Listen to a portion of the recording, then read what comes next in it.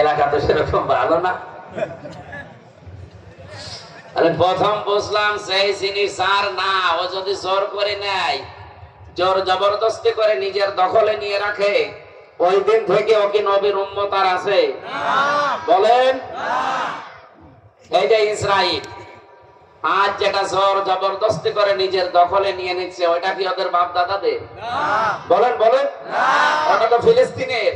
1940 সালে আমরা যে রোহিঙ্গাদেরকে থাকতে দিয়েছি না, এরকম ওরা থাকতে দিয়েছিল দয়া করে, আর শয়তানরা এখন তাদেরকে তাড়িয়ে নিজেরা দখল করে নিচ্ছে। ওরা তো আর নবীর উম্মত না। প্রথম এই পয়েন্টটা ওদের জন্য না। দ্বিতীয় পয়েন্টটা কি ছিল? সে যেন নিজে জাহান্নামে টিকিট কেটে একটা জায়গা বরাদ্দ করে রাখলো। সুতরাং ইহুদিরা এই পৃথিবীর নিকৃষ্ট জাতি, এরা জাহান্নামে যাবে, আর কারো ফতোয়া লাগবে? যারাই দখলবাজ তারা জাহান্নামী। আজকে আমাদের পাশের এই দাদা বাবুরা, এই হিন্দুরা, উগ্রপন্থী হিন্দু যারা, সব হিন্দু খারাপ না। এই মোদি শয়তানের বন্ধু যারা, এই উগ্র সন্ত্রাসী জঙ্গি ওয়াকফ আইন পাশ করার মাধ্যমে আমাদের বাপ দাদাদের দেওয়া মুসলিম ওয়াকফ করা হাজার হাজার বিঘা সম্পত্তি তারা আজ নিজেদের আয়ত্তে নিয়ে নিচ্ছে। সুতরাং এরা বুঝে জাহান্নামে যাবে, কারো ফতোয়া লাগবে না। নবী ফতোয়া 1500 বছর আগে দিয়েছে। আর পৃথিবীর নিকৃষ্ট মানুষ এখন এই দুই জাতির ভেতরে, ইহুদি আর মুশরিক। এই কথা বললেন না? এরাই তামাম দুনিয়ায় দখলদারিত্বে ব্যস্ত। দেখেন সারা দুনিয়ায় এরা দখলদারিত্বে ব্যস্ত। আর এদের পথ অনুসরণ করে অনেক মুসলমানকে আমরা এখন দেখতে পাচ্ছি। বিশেষ করে আগস্টের 5 তারিখের পরে অনেকে অনেকের জিনিস দখল করে নিয়েছে। এলাকায় হয়তো এখনো শুরু হয়নি, না শুরু হয়েছে বলে আপনি মন খারাপ করবেন না, কারণ শুরু হলেও অসুবিধা নেই। যে জিনিস যার ছিল ওই জিনিস যদি সে হারিয়ে ফেলে, ওইটা যদি সে পুনরুদ্ধার করে, ওইটা যদি ফিরে পায়, তাহলে তার কোনো দোষ হবে না। 15.5 বছর যাদেরটা নিয়ে আপনারা হালাল করেছেন, এখন যদি তারা তার নিজের জিনিস ফেরত পায়, তার কোনো গুনাহ নেই। এরকম যারা করছেন তাদের অসুবিধা নেই।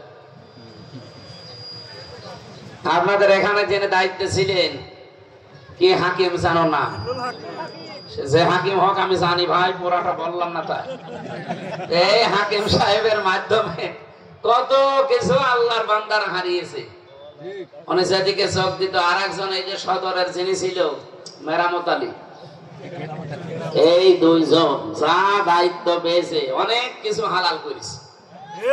সে মিথ্যা মামলা দিয়ে হোক, মিথ্যা সাক্ষী দিয়ে হোক, জোর জবরদস্তি করে দখল করে হোক, বিভিন্ন জিনিস তারা 15.5 বছরে বাবা শাহজালাল সব হালাল। এভাবে করে নাই? কথা বলা লাগবে, করে নাই? এইগুলো তো আর তার বাবার না। এই মানে মানুষগুলোর সম্পদ তারা দখল করেছে। এখন যদি তারা ওইগুলো ফেরত পায় বা ফেরত নেয়, তাদের কোনো গুনাহ নেই। এইগুলো ফেরত নিয়ে নেবেন, কিন্তু জোর করে যারা নিরপরাধ মানুষ, এদেরটা আপনি নিজের দখলে নিয়ে নেবেন। আপনি নামাজ পড়তে পারেন, রোজা রাখতে পারেন, আপনি হজ করে আসতে পারেন, ফালাইসা মিন্না, ওই দিন থেকে আপনি নবীর উম্মত আর নেই। এরকম নবীর উম্মত থেকে বের হয়ে গেছে মানুষ নেই? কারা আছেন হাত তোলেন তো।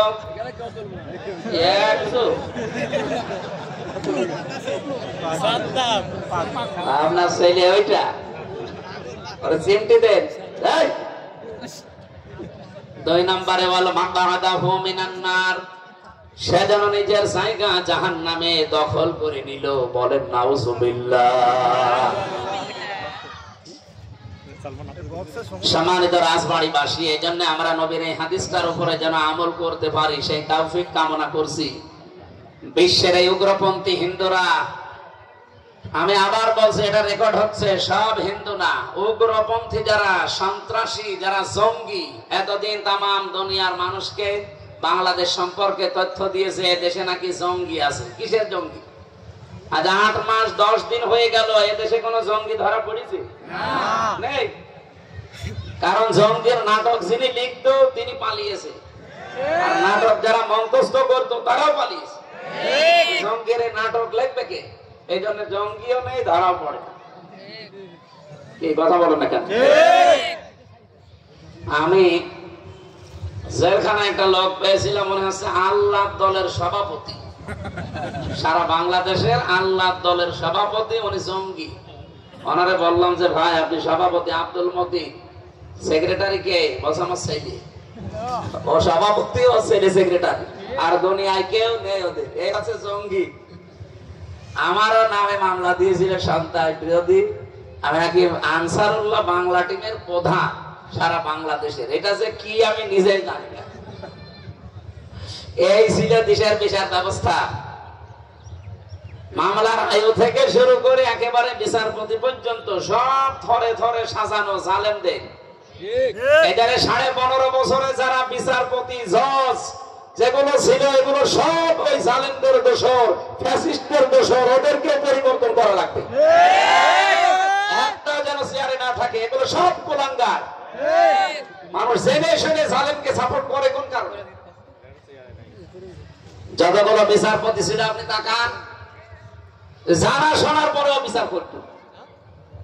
অথচ আমার এই মামলাটা আমি 3 বছর জামিন পেলাম না। আগস্টের 5 তারিখের পরে শুধু তুলতে দেরি, মামলা খারিজ করে দিয়েছে। জামিন দিতে না, সে মামলা এতদিন, এখন খারিজ করে দিয়েছে পুরা। আমি বলতেও গেলাম যে এই মামলা তো আপনার কাছে ছিল 3 বছর, তখন তো কিছু বললেন না, এখন একেবারে খারিজ করে দিচ্ছে।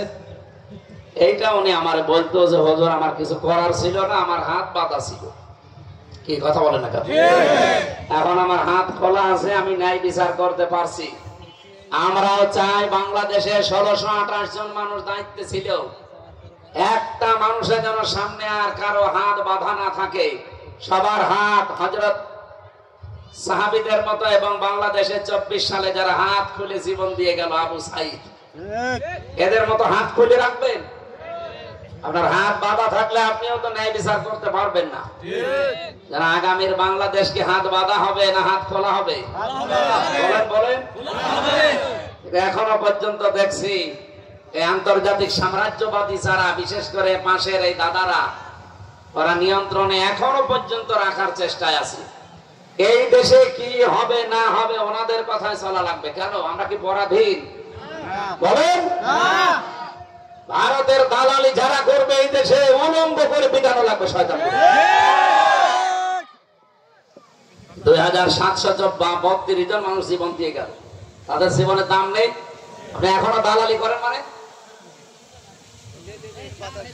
আমি আবার ঘোষণা দিচ্ছি, এই দেশে যদি সত্যি বাইরের কোন দেশের কেউ দালালি করে, সে যে দেশেরই হোক, কোন উগ্রপন্থী যারা তাদের দালালি করলে তারে উলঙ্গ করে সবাই মিলে পিটাবে।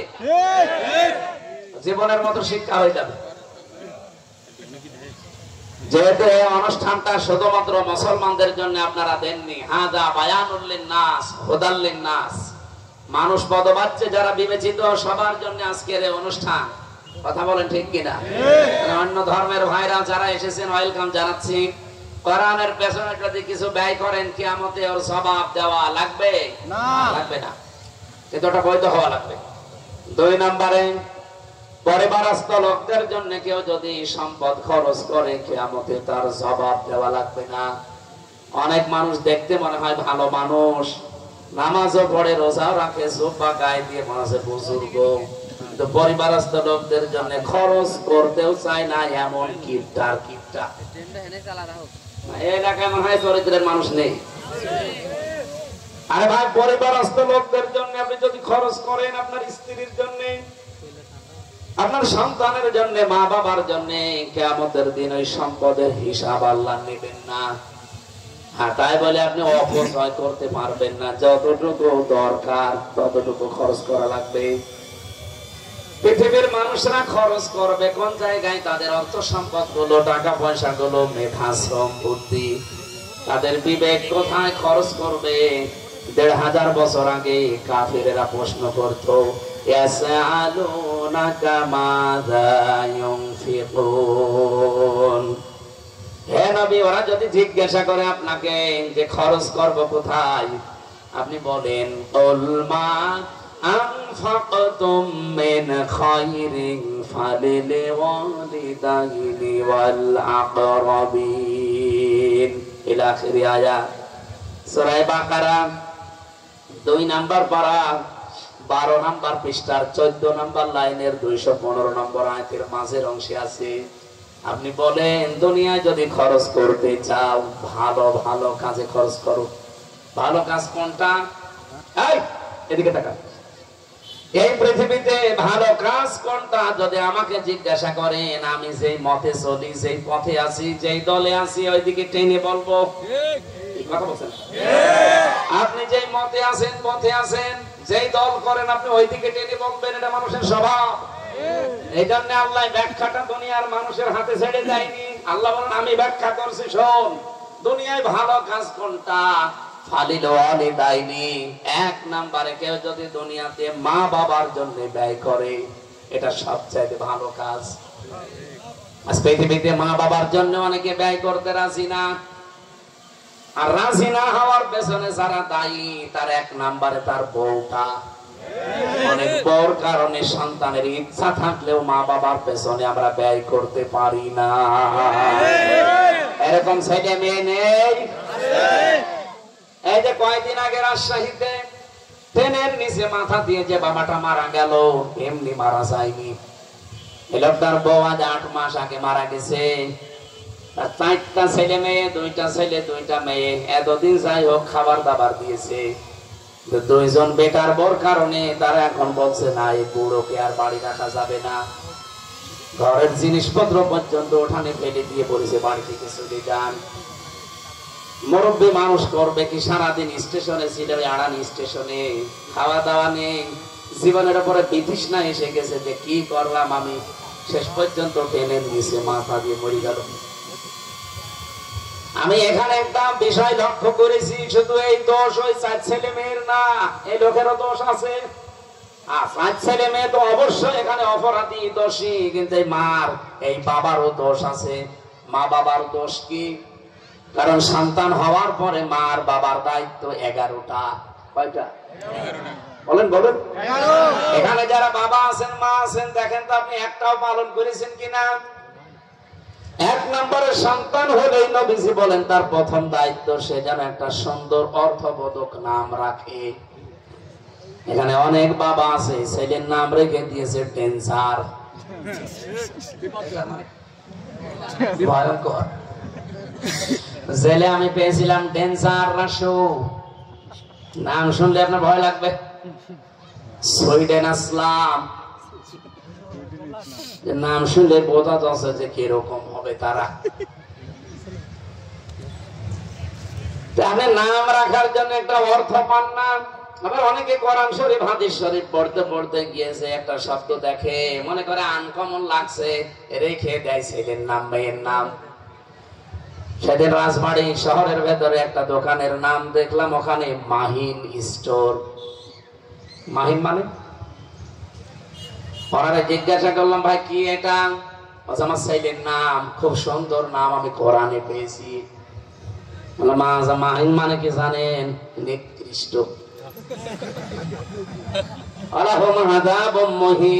নিকৃষ্ট আযাব আল্লাহ আপনার জন্য রেডি করে রেখেছে। রোজর কোরআনে পেলাম, তাও কোরআনে থাকলেই হবে। কোরআনে তো ফেরাউনের নাম নেই, হামানের নাম নেই, করণের নাম নেই, আবু লাহাবের নাম নেই। রাখতে পারবেন?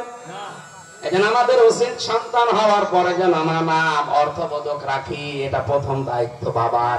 এটা আমাদের যিনি জাতির বাবা হিসাবে আমরা দাবি করি। নাম কি? ইব্রাহিম। নাম কি? হযরত ইব্রাহিম আলাইহিস সালাম, তিনি আমাদের নামও রেখেছেন বাবা হিসাবে। মিল্লাতা বিকুম ইব্রাহিম হুয়া সাম্মাকুমুল মুসলিমিন। আল্লাহ পাক বলেন তিনি জাতির পিতা যে ইব্রাহিম, এটা কিন্তু পৃথিবীর কেউ বানায়নি, আমি আল্লাহ নিজে তাকে বানিয়েছি। আর তিনি তোমাদের জাতি হিসাবে নাম রেখেছে কি? মুসলিম। বলেন বলেন। তাহলে বাবার প্রথম দায়িত্ব হচ্ছে তার একটা সুন্দর অর্থবোধক নাম রাখা। কি নাম রেখেছে আপনি দেখতে পান?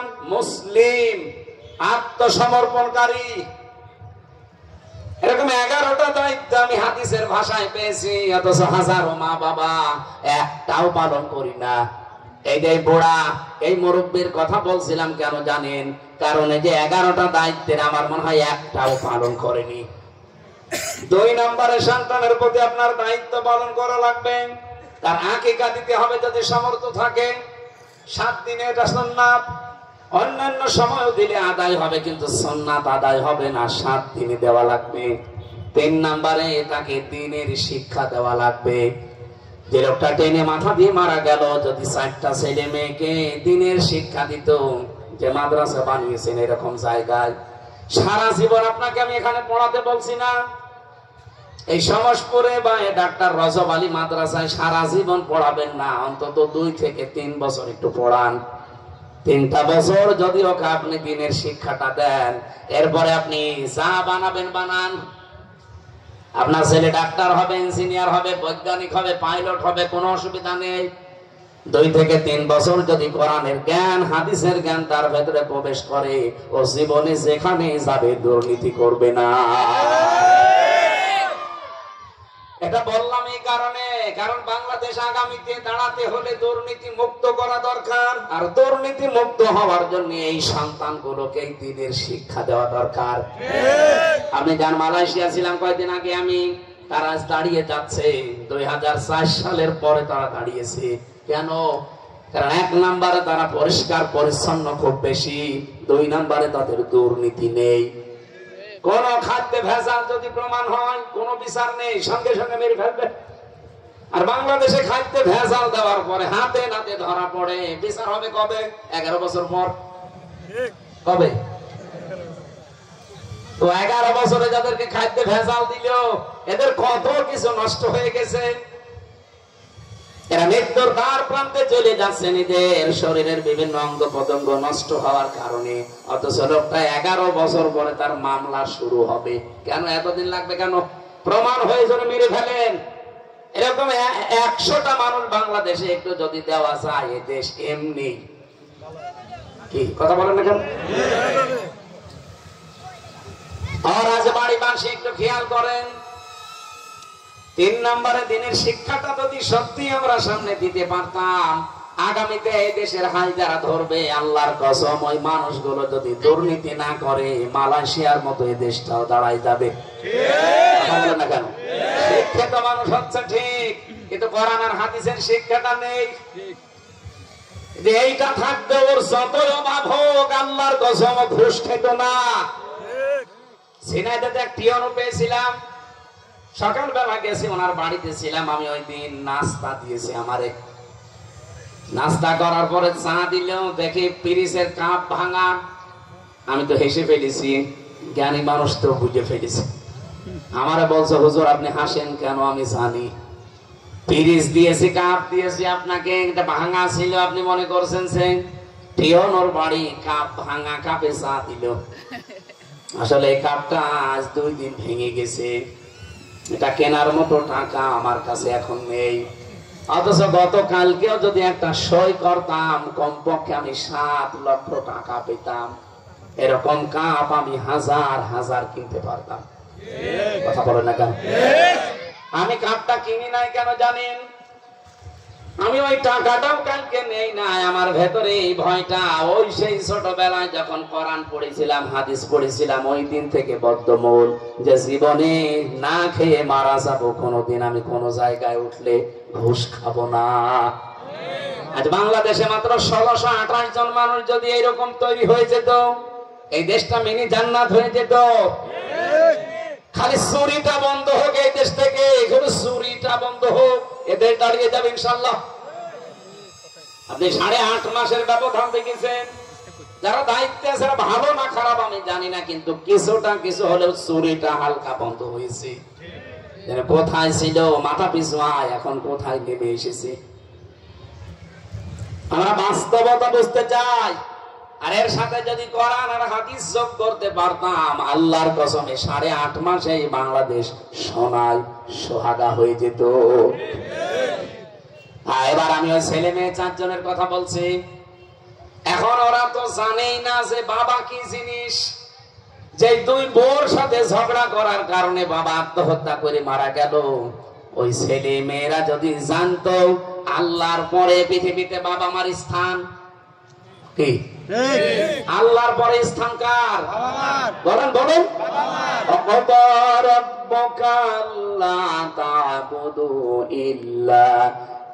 ইয়াহু ওয়া বিল ওয়ালিদাইনি ইহসানা।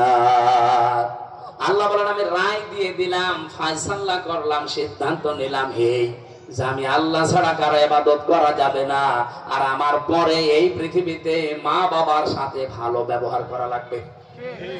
এখানে ভালো ব্যবহারের ভেতরে, ইহসানের ভেতরে কয়েকটা অর্থ আছে।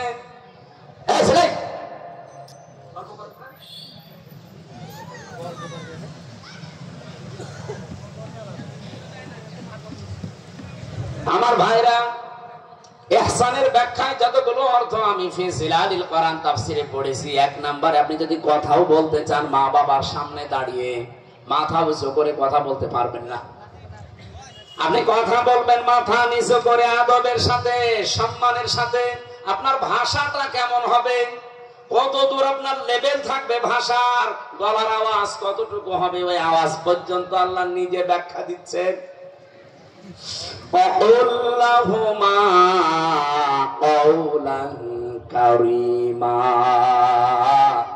হে পৃথিবীর মানুষেরা, আমার বাবা কিন্তু সাধারণ জিনিস না। এ দুনিয়ায় যদি তাদের সামনে কথাও বলতে যাও, সম্মানজনক কথা বলবা, সম্মান সূচক কথা বলবা। কারণ মা বাবার সাথে নরম সুরে গলা নিচু করে কথা বলা সাদগা দেওয়ার সময়। সাদগা বোঝে কি? এই যে অনেক মেয়েরা দেখি সাদগা করে মুরগির ডিম দিয়ে, হয় না, মুরগি দিয়েও সাদগা হয় না। সাদগা দিতে হলে কমপক্ষে একটা ছাগল লাগে। ছাগলের দাম কত? 7-8 হাজার। দুইটা ঠ্যাঙের দাম 7 হাজার। 15 হাজার কমপক্ষে ধরেন। 15 হাজার টাকার ছাগল কিনে দান করলে যে সওয়াব পাবেন, মায়ের সাথে বাবার সাথে শুধু হাসি মুখে কথা বললে ওই সওয়াব পাওয়া যায়। এই দুইটা সন্তান যদি সত্যি বুঝতো যে আল্লাহর পরে আমার মায়ের স্থান, বাবার স্থান, ও জীবনে কোনদিন বউর কথা শুনে বা বাবার জিনিসপত্র সব উঠানে ফেলে দিত, দরকার আর কোন বউ বাদ দিত। যেমন আমাদের জাতির পিতা ইব্রাহিম নবীর সন্তান বউ বাদ দিয়েছে। হযরত ইসমাইল নবী বউ বাদ দেয়নি কেন? বাবার সাথে বিয়াদবি করেছিল। এখানে একটা মাসলা বলি শোনেন, বাবা যদি সঙ্গত কারণে, দিনের কোন বিষয়ের কারণে যদি বলে যে এই ছেলে, এই বউ ভালো না, দিনের এই বিষয়গুলো মানে না, এরকম বউ রাখা যাবে না। বাবার কথা মতো বউ বাদ দেওয়া যায়, কিন্তু মায়ের কথা শুনে বউ বাদ দেওয়া যাবে না।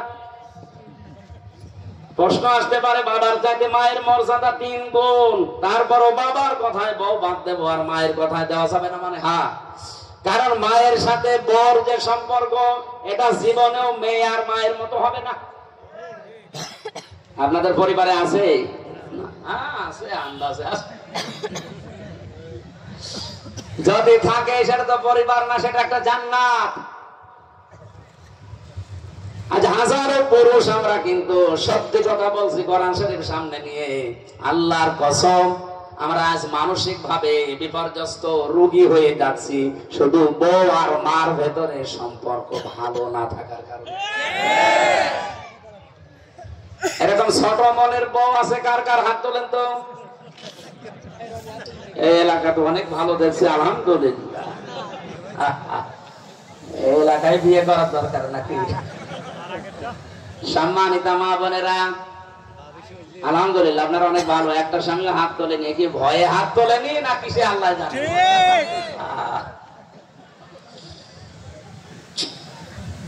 আপনি নিজের মা বাবাকে যেই নিয়তে দেখেন, এই নিয়তে নিজের শ্বশুর শাশুড়িকে একটু দেখতে পারেন না?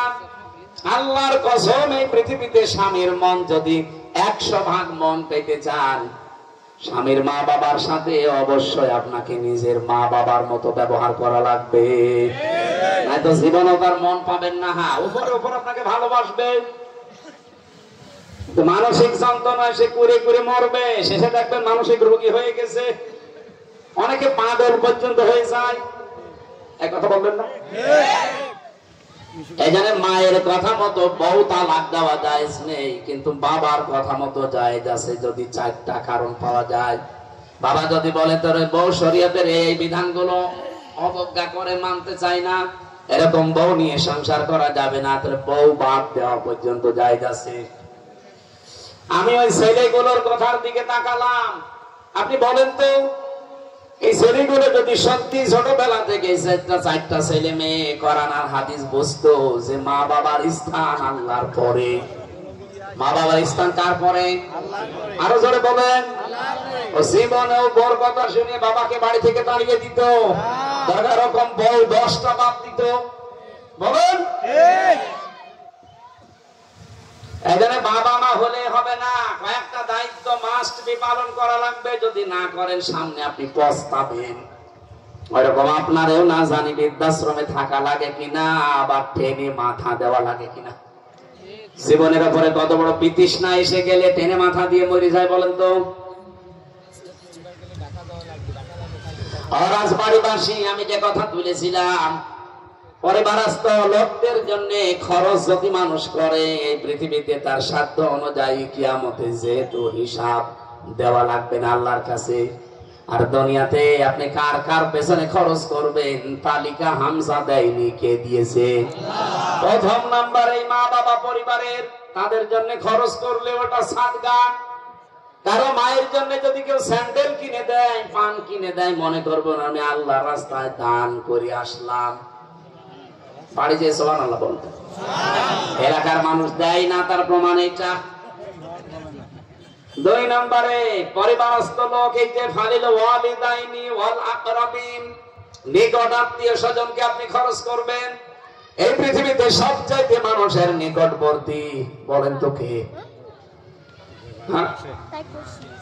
স্ত্রী। সবচাইতে কাছে থাকে কে? এরপরে সন্তান। সিরিয়াল হিসাবে 7 জনের নাম পাবেন আপনি। আমি তো আয়াত বলেছি, বাড়িতে তাফসীরটা মিলিয়ে দেখবেন। প্রথমে মা বাবা, এরপরে স্ত্রী, এরপরে সন্তান, এরপরে নিজের চাচা, ফুফু, প্রতিবেশী, সিরিয়াল আকারে যাবেন। আল্লাহর এই ঘোষণাকে আপনি একটু বাংলাদেশের সাথে মিলান, বিশেষ করে রাজবাড়ী জেলা মিলবে, আর পাশের জেলা ফরিদপুর আরো বেশি মিলবে। আল্লাহ বলেন সিরিয়াল হিসাবে টাকা পয়সা যদি তোমার থাকে খরচ করবা মায়ের জন্য, বাবার জন্য, স্ত্রীর জন্য, সন্তানের জন্য, চাচার জন্য, ফুফুর জন্য, প্রতিবেশীর জন্য। এই যে 7টা নাম বললাম, এর ভেতরে কোন পীরের নাম আছে বলেন? বলেন বলেন। আপনারা সিরিয়াল তো 7টা বাদ একবারে চলে যান না একেবারে আল্লাহর ওলির দরবারে। আমি অলি বিরোধী না, পীর বিরোধী না, কিন্তু সিরিয়াল তো আপনি মানবেন। প্রথমে খরচ করলে টাকা পয়সা থাকলে কার জন্য? মায়ের জন্য। মা না থাকলে বাবার জন্য, এটাও না থাকলে স্ত্রীর জন্য, এটা না থাকলে ছেলের জন্য, এটা না থাকলে মেয়ের জন্য, এটা না থাকলে ফুফুর জন্য, এর না থাকলে চাচার জন্য, এ না থাকলে প্রতিবেশীর জন্য। এরপরে আপনি যাবেন ফরিদপুরে, কি কথা বললেন? তারপরে যাবেন বরিশাল, তারপরে চট্টগ্রাম, তারপরে সিলেট। সিরিয়াল হিসাবে যে 7 জনের নাম বলছে, 1 জনের ভেতরে সিলেট আছে না, ফরিদপুর আছে না, বরিশাল আছে না। কোথায় চলে যাচ্ছেন? বুঝেছেন? কারা হাত তোলেন তো?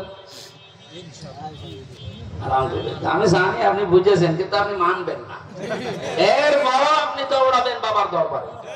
আমি বাবাকে দিতে নিষেধ করছি না, বাবার সিরিয়াল 8 নম্বরে। আপনি 1 থেকে 7 বাদ দিয়ে দিয়েছেন, চলে যাচ্ছেন 8 নম্বরে। হবে বলুন? আপনি তো ধরা খাবেন। সুতরাং এই মুহূর্তে সিদ্ধান্ত নেন, 8 নাম্বার পরে আগে 7 নাম্বার পর্যন্ত ঠিক করি।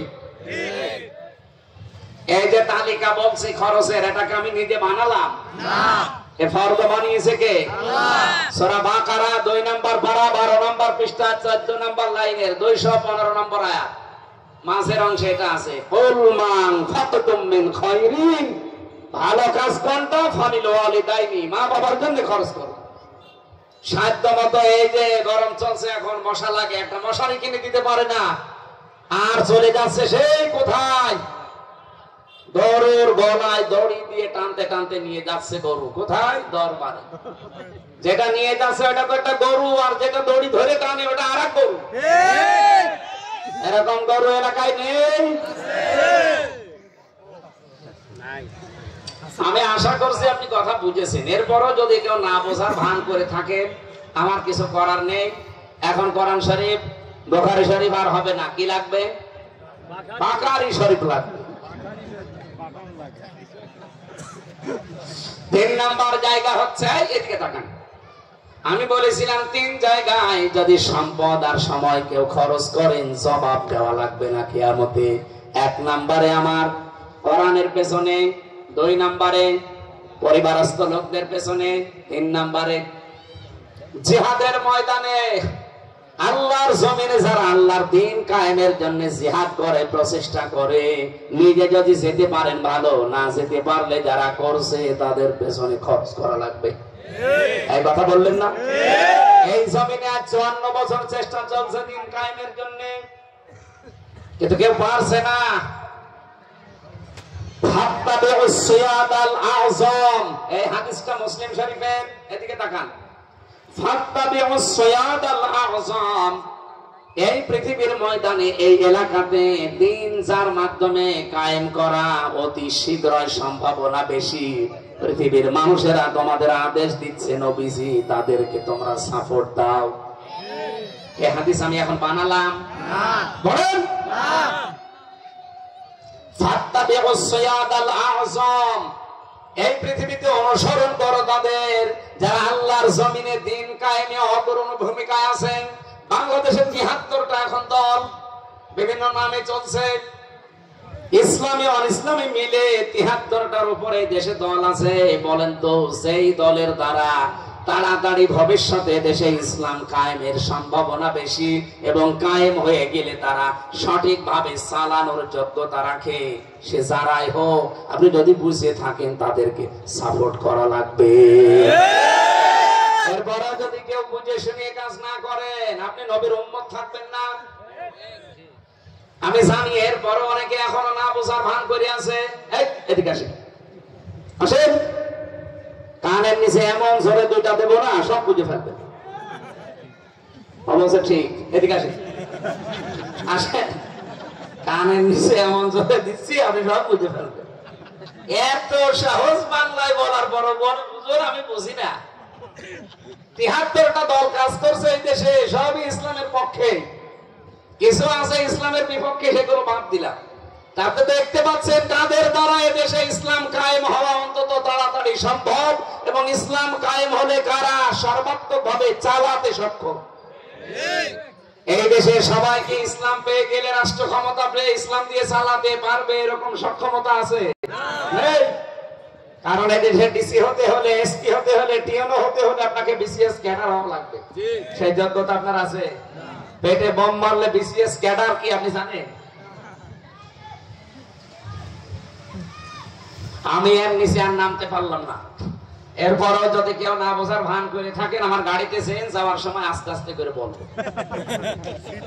দরুদ আর সালাম পাঠ করার মাধ্যমে আজকের তেলাওয়াতকৃত আয়াত ছিল সূরা হুজুরাত। আমার আলোচনার বিষয় হচ্ছে সন্দেহ। কি বললাম? সন্দেহ একটা মারাত্মক জিনিস। এইটার কারণে আজ আমরা পিছিয়ে আছি। এই সন্দেহ আমাদের ভেতরে আজ বেশি। এটা পৃথিবীর 210 কোটি মুসলমান এখন, এই মুসলমানদের ভেতরে সন্দেহ এই জিনিসটা থাকার কারণে এটা নিয়ে এই আয়াত পড়েছি। সূরা হুজুরাতের 15 নম্বর আয়াত। জবান খুলে কোরআনের এই সোনালী আয়াত একবার আগে পড়েন, তারপরে আমরা তাফসিরে যাই। আউযু বিল্লাহি মিনাশ শাইতানির রাজিম। বিসমিল্লাহির রহমানির রহিম। ইন্নামাল মুমিনুনা আল্লাযীনা আমানু বিল্লাহি ওয়া রাসূলিহি সুম্মা লাম ইয়ারতাবু। আমি তেলাওয়াত করার সময় এই শব্দটা 3 বার উচ্চারণ করেছি। আমার আলোচনার বিষয় এটা, এই জন্য এটা বলেছি 3 বার। সুম্মা লাম ইয়ারতাবু, তারা সন্দেহ করে না কারা আল্লাহর কাছে আল্লাহর দৃষ্টিতে আসলে মুমিন কারা আপনি জানেন।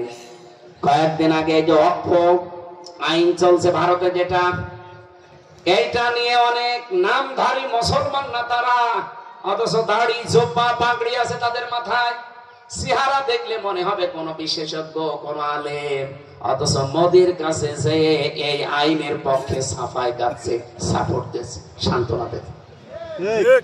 আমার কাছে দলিল পর্যন্ত আছে, ভিডিও।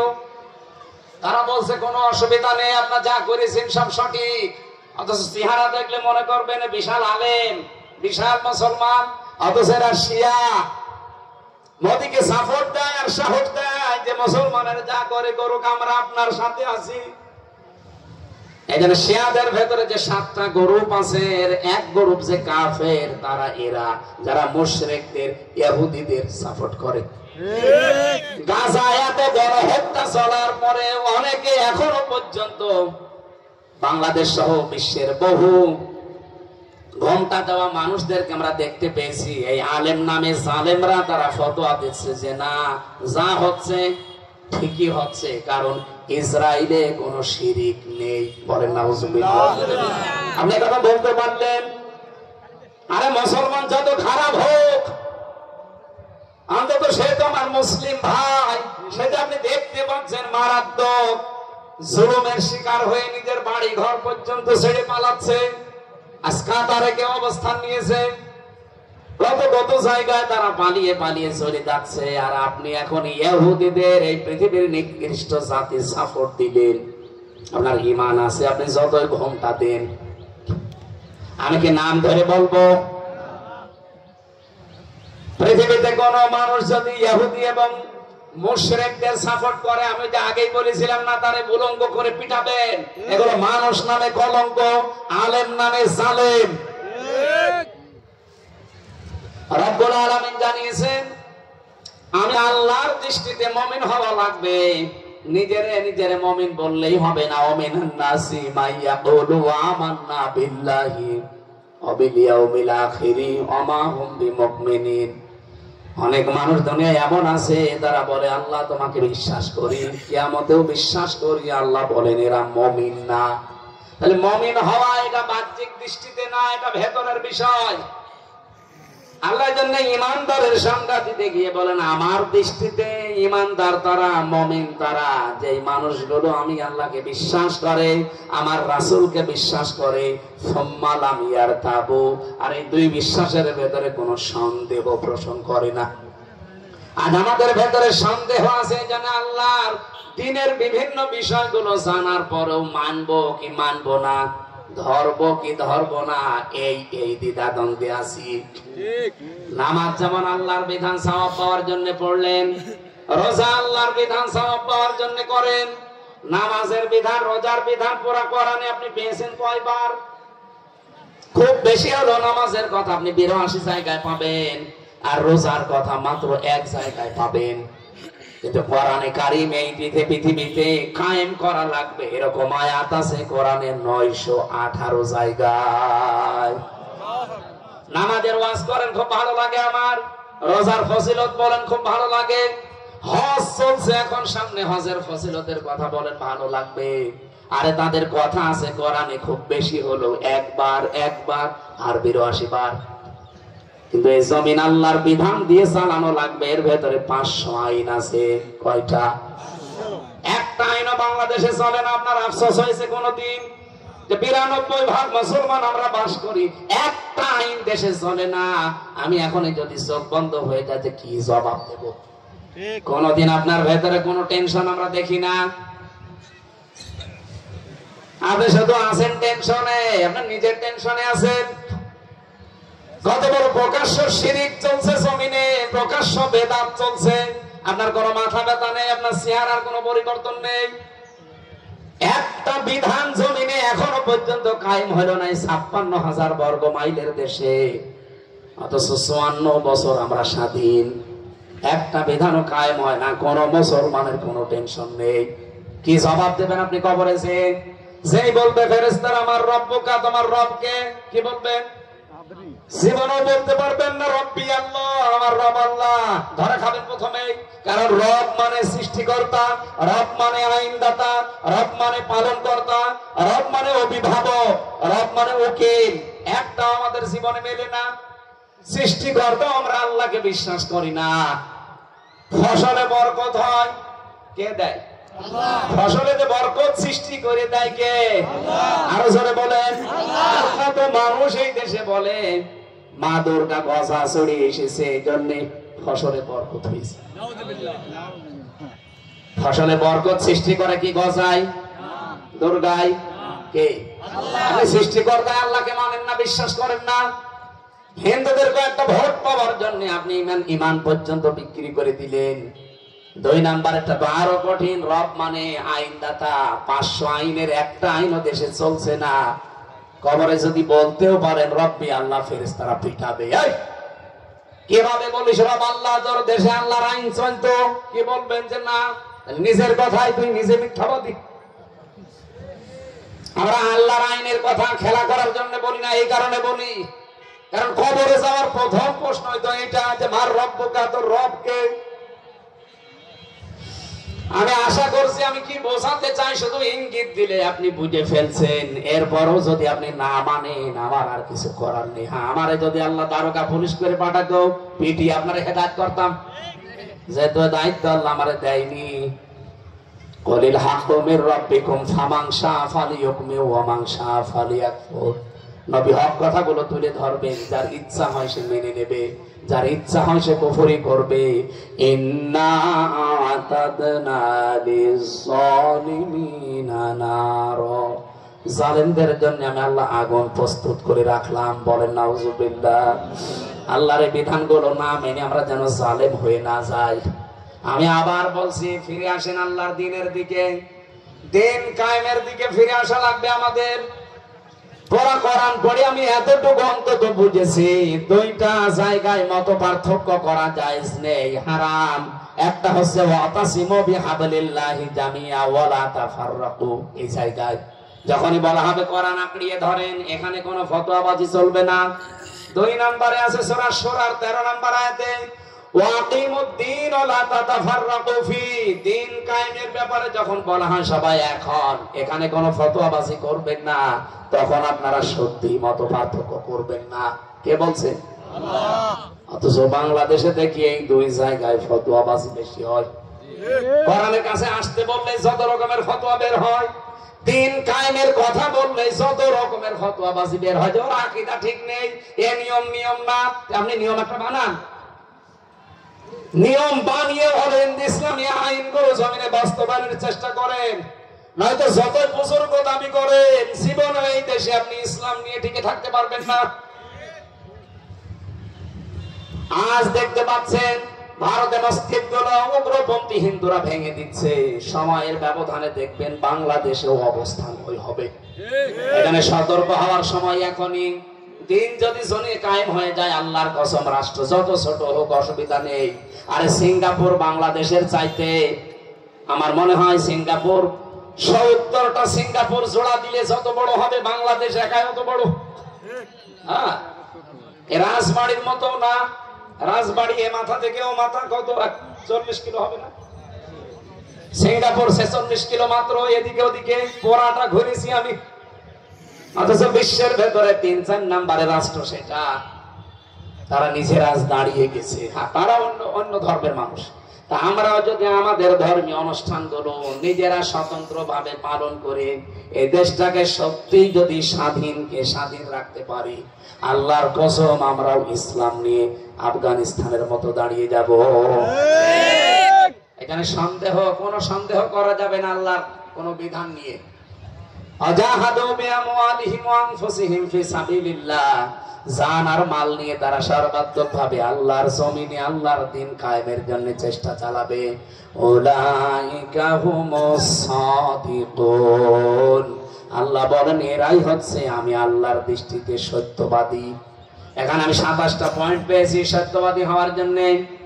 এই 27টা বিষয় যদি দুনিয়াতে কারো জীবনে থাকে, কিয়ামতের দিন সত্যবাদী যিনি সর্বপ্রথম হযরতে আবু বকর সিদ্দিক। সিদ্দিক মানে কি? বলেন বলেন, ওনার সাথে কিয়ামতে উঠতে পারবেন। কিয়ামতে প্রতিটি দরজা জান্নাতের হযরত আবু বকরকে ডাকতে থাকবে, আসেন সিদ্দিক আকবর আমার দিকে আসেন, আপনাকেও ডাকবে। যদি এই 27টা বিষয় আমরা আমল করতে পারি, আমি সবগুলো নোট করেছি যে সত্যবাদী হতে হলে আল্লাহর দৃষ্টিতে কি কি করা লাগবে। এটার প্রথম দলিল পাবেন সূরা বাকরাতে, সূরা তাওবার 119 নম্বর আয়াতে, ইয়া আইয়ুহাল্লাযীনা আমানুত্তাকুল্লাহা ওয়া কুনু মা'আস সাদিকিন। দ্বিতীয় নম্বর দলিল পাবেন সূরা আহজাবের 70 নম্বর আয়াতে, ইয়া আইয়ুহাল্লাযীনা আমানুত্তাকুল্লাহা ওয়া কুলু কাওলান সাদীদা। এরকম 27টা দলিল পুরা কোরআনে আমি সেট করেছি। এদের সাথে যদি আমাদের জীবনও মিলে যায়, কিয়ামতের দিন অবশ্যই আবু বকরের সাথে উঠতে পারবো। আমার মনে হয় আপনারা বারবার স্লিপ দিচ্ছেন, টাকা পয়সা কালেকশন করা লাগবে নাকি? আপনাদের ভেতরে এই মাহফিলের জন্য, এই মাদ্রাসার জন্য, এটা এতিমখানা মাদ্রাসা, হেফজখানা, যারা যা এনেছেন বললাম কোরআন প্রচারের পেছনে যদি ব্যয় করেন জবাব দেবেন না কিয়ামতে যান। যারা দিচ্ছে, আমার আলোচনাটা এখনো শেষ হয়নি, আপনারা একটু যান তাড়াতাড়ি। আর আমার এই যে গাড়িটা দেখা যাচ্ছে, এই গাড়িতে মেয়েদের বই লিখেছি আমি। ওই যে দাম্পত্য জীবনে যে মারামারি কলহ চলছে, এই কলহ মেটানোর পদ্ধতি লেখা আছে। যাওয়ার সময় মেয়ের জন্য, বউর জন্য, মায়ের জন্য নিয়েছেন, কাজে রাখবে। এই যে এখানে আছে, কয়েকটা আছে, যাওয়ার সময় নিয়ে যাবেন। আর আপনাদের লক্ষ্য, ওই যে ব্যাগ নিয়ে যারা গেছে সাধ্য মতো অবশ্যই দিয়ে যাবেন। এই অনুষ্ঠানটা দেখেন কত সুন্দর করে সাজিয়েছে। আগামীতে তারা যেন সাহস পায় আবার কোরআনের প্রচারের সময় এবং সম্পদ ব্যয় করার জন্য। যা আছে অবশ্যই দিয়ে যাবেন, দেন। আর মোনাজাতের পরে এখানে নামাজ পড়ে তারপরে যাবেন। আরে বইটা যাওয়ার সময় নিয়ে যায়নি গাড়ি থেকে। এই বই কেনে ফিরি ফিরি দিলে নিয়ে যাবে, সময় একটু তাড়াতাড়ি চলে যাবে।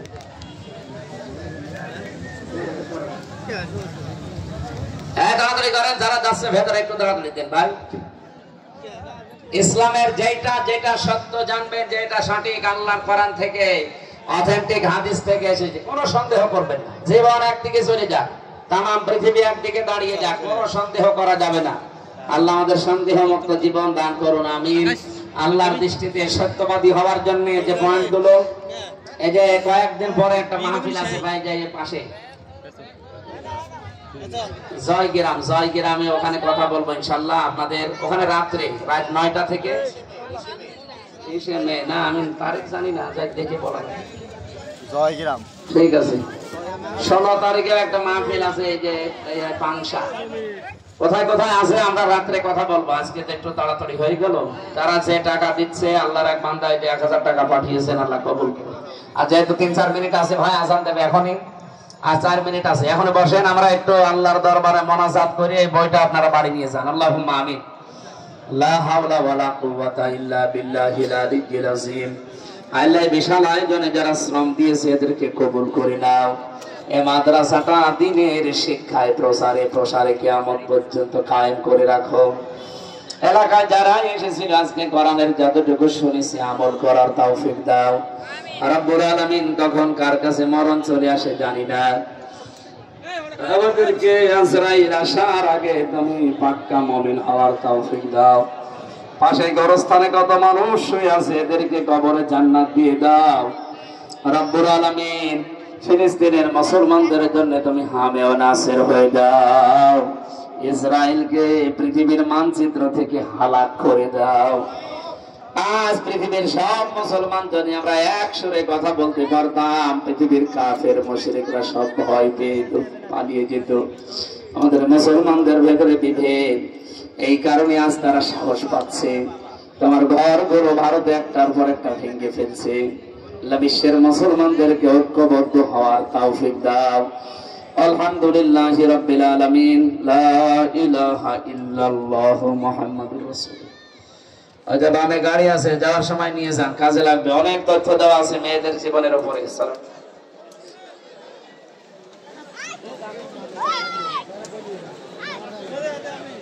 নাম দেখুন।